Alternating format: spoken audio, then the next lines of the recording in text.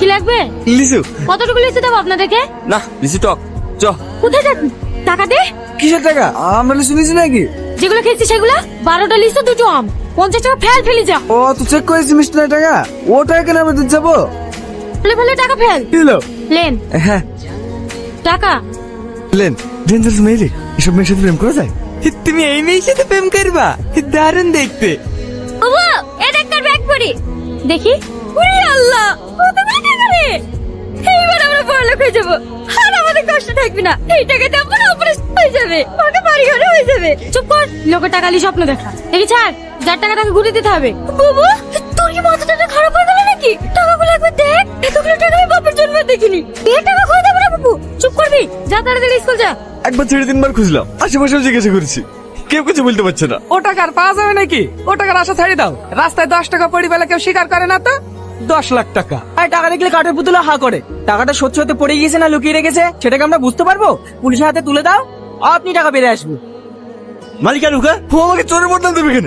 আমি চোর, আর 4 বছর ধরে আপনার ভেটার ম্যানেজার আছি। কোনদিন 1 টাকা ওইদিকে হয়েছে বলতে পারবেন? আমি তোর কথা বুঝতে পেরেছি। কে বলেছে তোকে ওই পাগলকে ব্যাগ দিতে? ও নিজের প্যান্ট সামলাতে পারে না, টাকার ব্যাগ কি করে সামলাবে? আমি লেবার পেমেন্ট কি করে করবে তুই বল। কেন ও দাদা গায়ের জব্দ খেলে তো সব হবে না, লাইনে কথা বলতে হবে তো।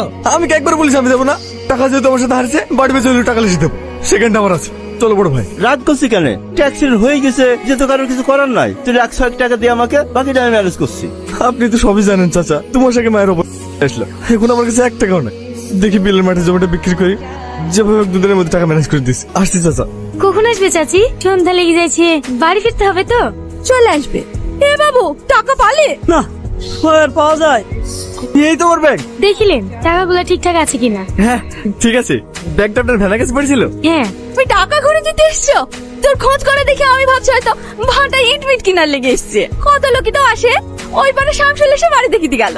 বসো মা বসো, এই টাকার টেনশনে তোমাকে যে এক কাপ চা করে দেবো সেটাও মাথায় নাই। যাও মামা যাও, চা করলে আসো। না না এমনিতে দেরি হয়ে গেছে, আমাকে আবার বাড়ি যেতে হবে। বসো তো।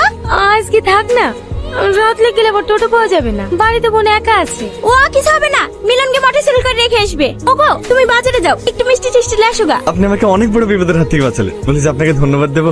এই যুগে মানুষ 100 টাকা নোট পড়ে বেলে দিচ্ছে, আর আপনি এতগুলো টাকা পেয়ে বাড়িতে পেয়ে দিন। আপনাকে ধন্যবাদ দিয়ে ছোট করবো না। আপনাকে প্রথমে দেখে হয়তো আমি অন্যরকম ভেবেছিলাম, কিন্তু আপনি সত্যি অনেক বড় মনের মানুষ। দেখেন এগুলো তো আমার পরিশ্রমের টাকা না, এগুলো আপনার মেহনতের টাকা। আমি কেন?